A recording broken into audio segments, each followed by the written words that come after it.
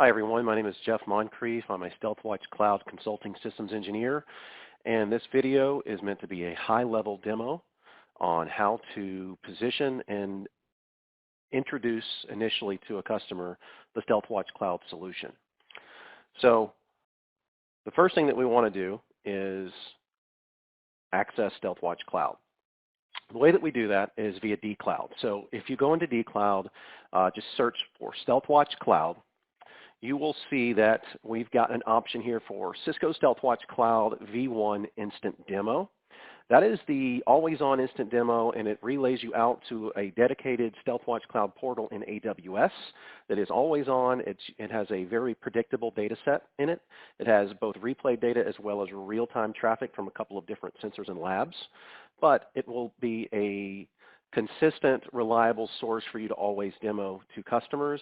Even as a full-time Stealthwatch Cloud CSE, this is typically the system that I use to demo. So it's a very rich data set to convey the message over to a customer. You simply click View. When you do so, it will single sign-on off you into this demo instance, which is actually in AWS. So you're actually leaving dcloud, going into AWS. You can see it logs you right in, and you are presented front and center with the Cisco Stealthwatch Cloud dashboard. Now, whenever we do a high-level demo, we don't want to just jump straight into observations and alerts. We really want to tell a story, whether it's a 10-minute demo or an hour-long demo, whatever it might be. You always want to make sure and portray a story to the customer about how we can solve several different problems for them. And if you're not familiar with Stealthwatch, we bring in different types of telemetry, both on-prem as well as in public cloud with Stealthwatch Cloud. So this solution can monitor both on-prem networks as well as Amazon, AWS, Google Cloud Platform, and Microsoft Azure. We bring in all of this telemetry primarily via VPC flow logs, NetFlow, and SPAN, and we aggregate it into a single dashboard here. In this dashboard, you will be presented on this home screen with the total number of devices that we are monitoring globally. These can be the usual suspects of devices like servers and laptops. They can be HVAC controllers, they can be phones, they can be IP cameras, or as we move into the public cloud, they can be things like Lambda instances, EC2 virtual machines, Redshift instances, things like that. So we aggregate everything in to the system here, and from an overall traffic perspective, it's an incredible amount of data that we're able to show an end user or a customer about every one of the endpoints that they had inside their network. That's important because they may not have known about all the endpoints that we're going to be able to illuminate So it doesn't matter if it's that maybe they knew that they had 5 or 6 DNS servers, but for some reason we actually tell them that they had 7 or 8. It doesn't matter whether or not they knew about them. If a device is behaving in a certain way here in Stealthwatch Cloud, we will present it to them. They can then make a decision based on the telemetry and data that we're giving them about whether or not that the machine should actually be on the network or not. Now, once we start bringing all this traffic in, we are going to essentially build a traffic model or a traffic profile for every one of these endpoints. So if I come over here to Models, Traffic, you see we have a couple of different options here.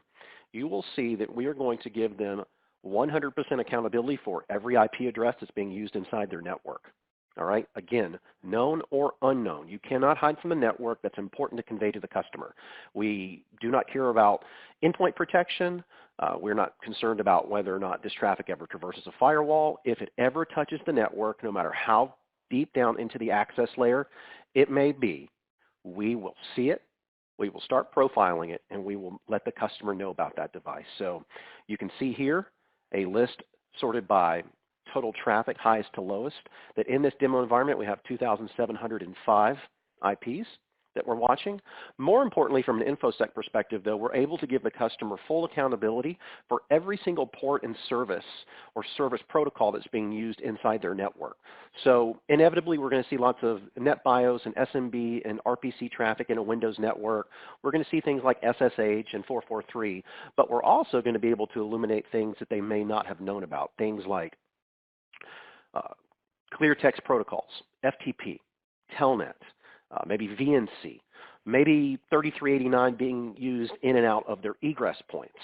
So it is very, very easy with this level of visibility to call out obvious segmentation violations as it relates to ports and protocols moving in or out or east and west in parts of their network that it's just prohibited, but it's inevitable that a tool like this will be able to expose those types of policy and segmentation violations. So I like talking about Stealthwatch in starting with this perspective or this story, because it really tells the customer, all right, we're giving them this full network DVR type level of visibility into the network. All right, so complete accountability for every machine that is talking. Now what we do with this data is we start to build models for each one of these endpoints. So if I go to models, roles here, we have intelligence under the hood that actually goes and determines what all of these devices are. This is very, very unique to Stealthwatch Cloud. So we will let them know how many DNS servers they have, how many database servers they have, how many Windows desktops they have. We've got over 50 roles right now that we currently automatically model and classify endpoints as. That's very, very important. It's also very unique to this solution. We are not going to go ask the customer for, tell me your IP ranges for your DNS servers, your DHCP servers, your proxies, et cetera. There is absolutely no manual tuning whatsoever in this solution. You are off to the races the moment you start collecting network telemetry into the system here, and we will start profiling these devices. The great thing about this is that we have 2 layers of anomaly detection in this tool. So we have the known good baseline that we generate for every IP-enabled endpoint in the network. So if I click database servers here, you'll see we have 2 database servers. So we have a known good baseline for this IP address, this .48 here. We are going to look for deviations from that known good baseline across all protocols, TCP, UDP, ICMP, you name it. All right, so that is one level of anomaly detection that we're doing. The second level is that once we determine what this device is, we can actually predict its future behavior. So a database server, for instance, we know that a database server should be doing, if it's a Microsoft SQL server, lots of traffic on 1433 and lots of traffic on 3306 if it's a MySQL server. It should not be doing lots of FTP out to Russia or a suspicious country. So we can actually predict how the device should behave based on a highly refined traffic profile for the role. So that is a second level of machine learning and anomaly detection that we're able to put on top of known good for just the actual endpoint itself. So we have a couple of different machine learning levels there that you want to make sure and convey to a customer. Now, once we do this, we start looking for deviations from known good. So both different layers of baseline, we start looking for deviations. And think of those as evidence. Those deviations are known as observations here inside of Stealthwatch Cloud. Now, these observations, if I pivot over to types here, you'll see we have about 50 different types of observations. And a good way to summarize these to a customer, instead of going through all of these one by one, if you have time, definitely pick a few that you're familiar with and relay them, that message of that particular observation to the customer. But just to summarize these, if you think about the cyber threat kill chain, it really is a great way of telling a story about a breach, an APT, or an insider threat. And really, all of these different types of observations, with the exception of these AWS configuration observations, which are really, really cool, and they give a customer insight into their AWS backend and compliance and login type events that would be potentially suspect, potential IOCs. But aside from those, the rest of these observations here, if you wanted to summarize them to a customer, they really all fall within the kill chain, and they're all related to one of the 7 phases of the kill chain. Things like recon, IP scanning, port scanning, then you move to data hoarding or lateral data movement, and then ultimately data exfiltration. So as a threat evolves, these different observations, they fall within those different milestones of a threat actor actually trying to achieve his objective. Now, when we see these observations, they are not necessarily bad in themselves, but the accumulation of observations or a combination of one or more observations would indicate that something is going on in the customer's environment, either on-prem or in the cloud, that is malicious. At that point, we will bubble up an alert. So if you think about persistent, or not necessarily persistent, but just multiple access failures, just a couple of access failures is not necessarily bad. But if we see a machine continuing to brute force a remote desktop server or an SSH server over and over and over again, those observations will accumulate and they will trigger the alerts. So you can see here, if I go over to the alerts, these are alerts that have got many, many supporting observations behind them. This tool prides itself in very high efficacy. And the statistic right now from 4 consecutive quarters of customer feedback is that our alerts have 95% efficacy. So if I pick one of these here, so excessive access attempts, which kind of falls in line with the example that I just gave you, you'll see the source has failed many access attempts from an external device. All right. What you'll see is the supporting evidence. And you'll see this is essentially the observations that really show why we bubbled this alert up. And you can drill into any one of these. These are all actionable hyperlinks. But you can see the connected IP over here. And on any of these alarms that involve external hosts, for instance, you have a bunch of different pivot options here. All right, we can do a session report and actually dig into the traffic here under the hood, which is essentially like a flow table query. We can do an umbrella investigate search. We can do a Talos reputation search. More importantly, my favorite option here is find IP on multiple days. This allows us to determine how often has this been occurring. Has this machine been trying to connect into this AWS instance over here for just the last 24 hours, or has it been going on the last 24 days? And you can see as I hover over here, we're bringing in a bunch of different telemetry from the AWS environment for these public cloud customers. We're able to bring in descriptions, tags, and other things like that. So it's very, very telemetry rich as we move into the public cloud. But you can see the supporting evidence here. And at this point in time, this solution is designed to have the customer interact with it. All right, so if I go to close alert, you can see, was this alert helpful? Yes or no?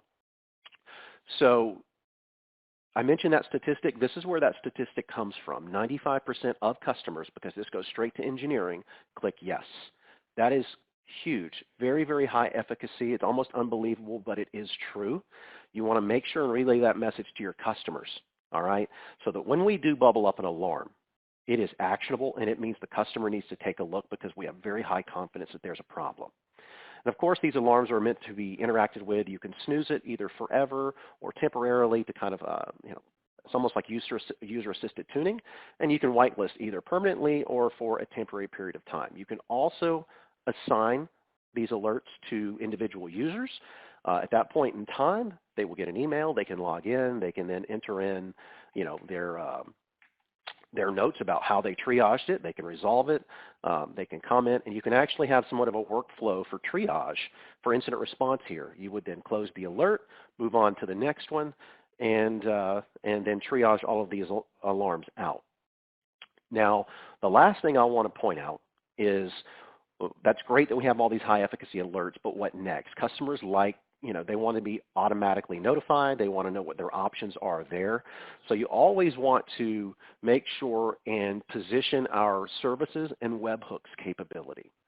So we have the ability to integrate with a couple different Amazon backend capabilities here. We can drop notifications into simple storage buckets, observations and alerts. We can integrate with SNS to do things like custom Lambda triggers to actually mitigate in real time. We can maybe insert an ACL or shut down an instance. We can drop alerts and messages into Cisco Spark or WebEx Teams now, as well as dump alerts and observations to Google Cloud. We obviously have the usual capabilities also as far as syslog, SIM, and email. We also have PagerDuty and Slack. More importantly, customers love this. This is more of a next-gen SIM type solution, but it's called webhooks. And this is our ability, because we're a cloud-based service, to post observations and alerts to any sort of SIM or automation and orchestration solution that might support this capability. It's very, very easy to integrate with these types of solutions with webhooks. You don't have to deal with APIs or anything like that. You simply enter in a URL right here and you post out. All right, So the last thing that I would do is go to this question mark right here and go to what's new. This is the actual change log, and this is important. I wouldn't normally do, like a change log readme during a demo, but it's important to relay to the customer that with this solution, we are rapidly innovating, and we are publishing significant new features to this solution every month. So this change log is the evidence of that. So make sure and relay this information to the customer. Also, let them know that when they purchase Stealthwatch Cloud, they're getting everything that they see today, as well as this continued stream of innovation and new features. And you could then get into things like our integrations with Meraki, with Umbrella Investigate, things like that, and let them know that we are continuing to integrate with additional GSS or Cisco security portfolio solutions month after month after month. At this point, you've given the customer a high-level overview of Stealthwatch Cloud. You have given them information on how we can illuminate their entire network, give them these great traffic profiles for every endpoint within their network, known or unknown. You've also been able to explain to them 2 different levels of baselining and anomaly detection. After that, we went over what observations are, which are basically supporting evidence behind anomalies from known good, and then how observations lead into alerts. Once a customer is interested in Stealthwatch Cloud, the next thing that you want to make sure and relay before you end the demo or end the call is you want to make sure and let them know about the 60-day free trial. And it is available right here on the Stealthwatch Cloud public Cisco site under Network Visibility and Segmentation. You simply click Free Trial, and at that point in time, it takes them to a sign-up sheet. They can sign up here or directly in AWS Marketplace. But once they do that, they simply fill out these couple of boxes, and it will automatically create them a demo portal. It takes about 2 hours, and at that point in time, they will get an automated email with a custom URL. They log in, and there is self-service instructions on how to deploy Stealthwatch Cloud either on-prem in AWS or in Google Cloud. And that concludes how to do a high-level demo of Stealthwatch Cloud. Thank you.